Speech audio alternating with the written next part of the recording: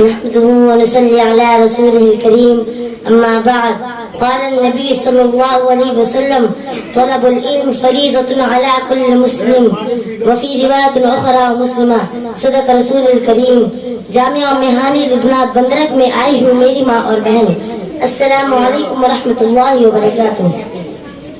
عورت اور مرد اہم ستون ہیں جن پر معاشرہ و سماج قائم ہے۔ یہ دونوں معاشرے کا لازم و ملزوم حصہ ہے اور ان میں سے کسی ایک کے بغیر یہ معاشرہ قائم نہیں رہ سکتا۔ اس معاشرے کی کامیابی کے لیے دونوں کا کردار اہم ہے۔ جس طرح کسی معاشرے کے افراد کی ترقی کے لیے تعلیم لازمی ہے، اسی طرح یہ تعلیم مرد اور عورت دونوں کے لیے ضروری ہے۔ تعلیم جس طرح مرد کے لیے ضروری ہے اسی طرح عورت کے لیے بھی لازمی ہے تاکہ وہ بھی شعور کی منازل کو طے کر سکے۔ اسلام نے عورت کو عزت کا مقام دیا ہے اور عورتوں کو دینی و دنیاوی تعلیم پر زور دیتا ہے جیسا کہ انسان کا یہ بنیاد حق ہے۔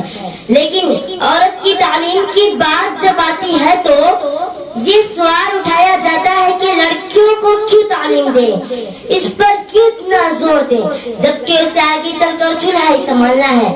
یہ صحیح ہے کہ گھر سنبھالتی ہے لیکن گھر کے ساتھ اپنے نسلوں کو سنبھالنا بھی اسی کو ہے اور کسی چیز کی حفاظت اور پروان چڑھانے کے لیے اس سے متعلق تعلیم کا ہونا ضروری ہے۔ جب وہ خود کسی قابل نہ ہو تو وہ کیا ذمہ داری سنبھالے گی اور کیا اپنی نسل کو ترقی تک پہنچائے گی۔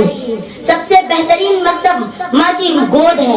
ہر مرد کی کامیابی کے پیچھے ان کی ماں کی تربیت بے شمار ہوتی ہے۔ مرد پڑھتا ہے تو ایک فرد پڑھتا ہے اور لڑکی پڑھتی ہے تو ایک نسل پڑھتی ہے۔ لہذا آج کے اس پرفتن دور میں اپنی نسل کو کامیابی اور ترقی کی منزل تک پہنچانے کے لیے اپنے لڑکوں کے ساتھ ساتھ لڑکیوں کو بھی تعلیم دینا بے حد ضروری سمجھے، ورنہ ہر شعبے میں ناکامی کا سامنا کرنا پڑے گا۔